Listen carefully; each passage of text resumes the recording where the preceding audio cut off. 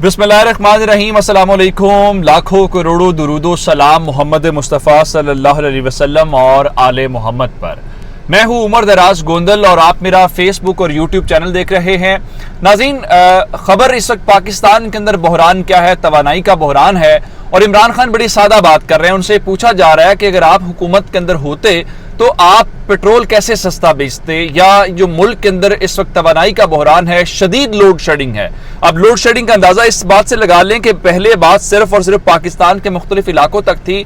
कल कराची के अंदर शदीद एहतजाज किया गया, जहां पे पुलिस की जानिब से भी तशद्दुद किया गया और भरपूर ताकत का इस्तेमाल किया गया। लेकिन अब बात वहां से निकल के आजाद कश्मीर मुजफ्फराबाद चली गई है और मुजफ्फराबाद आजाद कश्मीर में भी लोग सड़कों पर आ गए हैं और उन्होंने रुकावटें खड़ी करके वहां पे ट्रैफिक की आमदोरफ्त को मुअत्तल कर दिया है। और उसके बाद जो मरकजी अंजुमन ताजरान हैं, उन्होंने शटर डाउन हड़ताल का ऐलान कर दिया है। ये ओवरऑल सिचुएशन है। लेकिन हुकूमत जो इस इक़्तिदार के अंदर बैठे हुए हैं, जरा उनका अंदाजा लगाएं। मैं अगर सिर्फ लाहौर शहर की बात करूं तो लाहौर शहर के अंदर 4 हलके हैं जहां पे ज़िमनी इलेक्शन होने जा रहा है और ये चारों हलके नून लीग के लिए जरूरी हैं, लेकिन नून लीग जीतती हुई नजर नहीं आ रही। उसकी वजह क्या है? महंगाई है, लोड शेडिंग है। लेकिन एक नई वारदात की गई है, लाहौर के बाकी इलाकों के अंदर तो लोड शेडिंग की जा रही है, लेकिन वो 4 इलाके जहां पे ज़िमनी इलेक्शन है वहां पे लोड शेडिंग नहीं की जा रही। क्यों? वहां पे एहसास दिलाना जी हम बड़े कॉम्पिटेंट हैं, हम बड़े लायक हैं, ये हुकूमत बहुत शानदार है,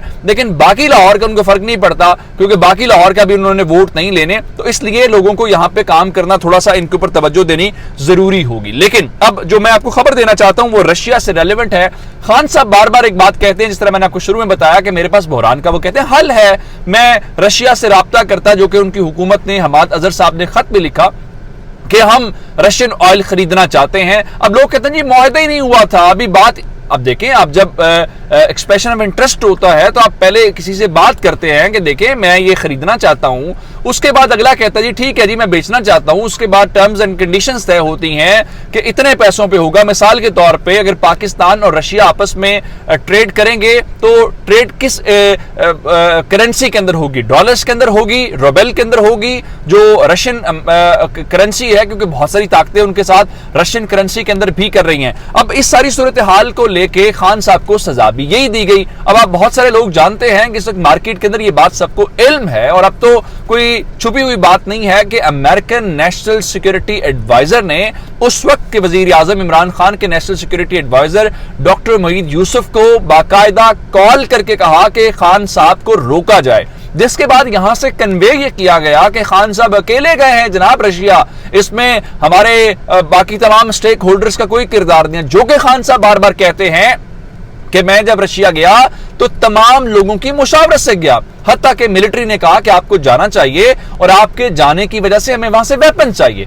अब खान साहब को सजा तो दे दी गई, लेकिन अब सूरत हाल काबू नहीं हो रही। उसकी वजह क्या है? उसकी वजह यह है कि आपने पेट्रोल की कीमतें मुसलसल बढ़ा रहे हैं और एक बार फिर 1 जुलाई को आप पेट्रोल की कीमत बढ़ाने जा रहे हैं। क्यों बढ़ाने जा रहे हैं जनाब? आपने जीएसटी नाफिज करना है, आप 50 रुपए लेवी, चले मैं ये नहीं कह रहा 50 रुपए बढ़ जाएगा, लेवी आपने हर महीने बढ़ानी है। चूंकि आपने 750 अरब रुपया बजट के अंदर रखा हुआ है, वो आप कैसे पूरा करेंगे? वो आपने लेवी लगानी है तो ही पूरा करना है। फिर IMF के साथ आज के दिन तक आपके मुआहदे के ऊपर साइन नहीं हुए और आपने उनको यकीन दिलाना है कि आप अवाम की जेबें काट के भी 750 अरब, क्या आपसे उन्होंने 7400 अरब रुपया इकट्ठा करवाना है। पहले आपने 7004 अरब रखा हुआ था, उनका नहीं, आप मजीद इसमें 400 अरब ऐड करें।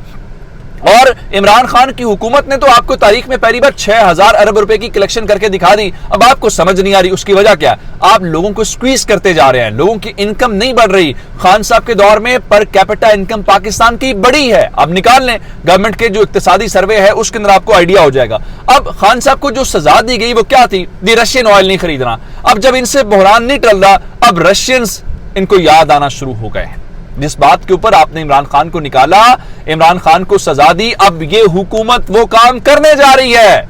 उसकी वजह क्या है? उसकी वजह खान साहब का रेटरिक है। खान साहब बार बार पब्लिक में खड़े होकर कह रहे हैं कि इन्होंने पाकिस्तान के मफाद को नुकसान पहुंचाया। अगर इंडियंस जो हैं वो अपने मफाद के लिए रशियन से ऑयल खरीद सकते हैं, अगर पाबंदियों के बावजूद ईरान से ऑयल खरीद सकते हैं, तो पाकिस्तान क्यों नहीं खरीद सकता? लेकिन उनके और हमारे दरमियान ताल्लुक जो है वो बनता नहीं है। उसकी वजह आप अंदाजा कर ले कि कल मुत्तहिदा अरब अमारात के अंदर भारतीय वजीर आजम गया और उनका सरबरा यूएई का खुद रिसीव करने आया। उन्होंने अगले चंद सालों के अंदर यूएई और इंडिया के दरमियान जो बायलैटरल ट्रेड है वो 115 अरब डॉलर तक ले जाने का फैसला किया।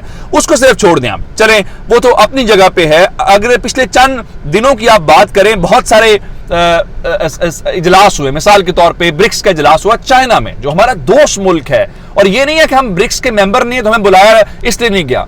ये बात ठीक है, हम ब्रिक्स के मेंबर नहीं है, लेकिन कुछ ऑब्जर्वर मेंबर्स भी होते हैं, नॉन मेंबर्स भी होते हैं जिनको इनवाइट किया जाता है। लेकिन हमें इंडिया ने ब्लॉक किया और चाइना को ब्लॉक करना पड़ा। चाइना को अपने दोस्त को छोड़ के अपने दुश्मन इंडिया की बात सुननी पड़ी। हमारी वक़्त दुनिया के सामने क्या। उसके बाद आप अंदाजा करें G7 में कौन है जी? अमेरिका है, बर्तानिया है, जर्मनी है, जापान है, इटली, कनाडा, फ्रांस शामिल है।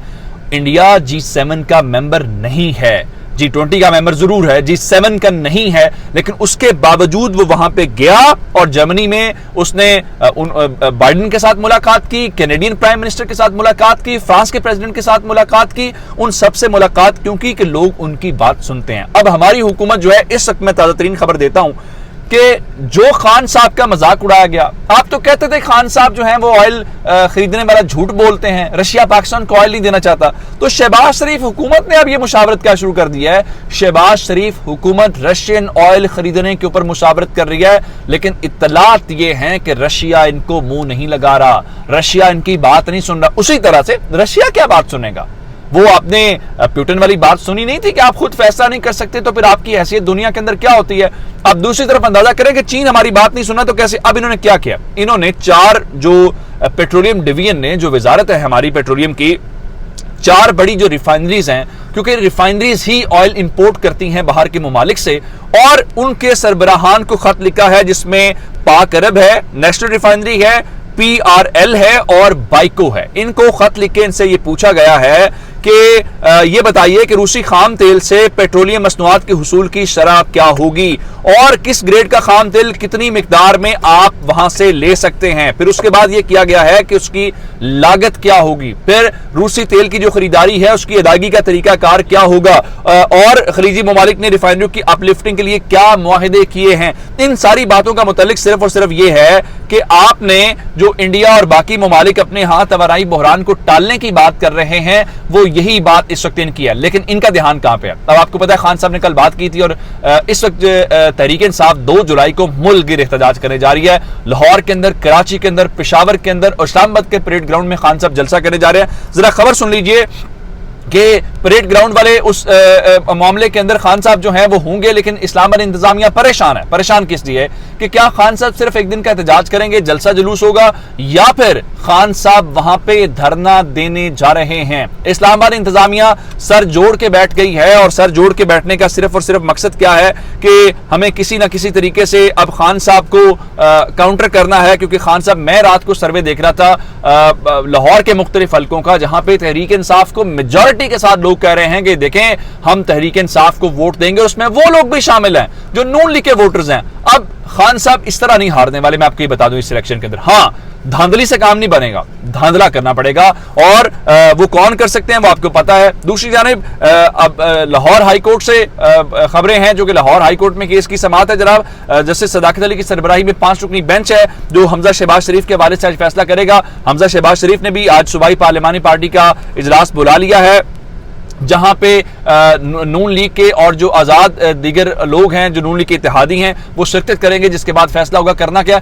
वाज़ेह तौर पे हुकूमत हमजा शहबाज की जाती हुई नजर आ रही है। लेकिन अगर तहरीक इंसाफ ने अपने 5 मखसूस नशिस्तों का नोटिफिकेशन न करवाया या तहरीक इंसाफ ने थोड़ा सा काम न किया, तो ये जीती हुई बाजी भी तहरीक इंसाफ हार सकती है। अपना बहुत सारा ख्याल रखिएगा। खुदा हाफिज।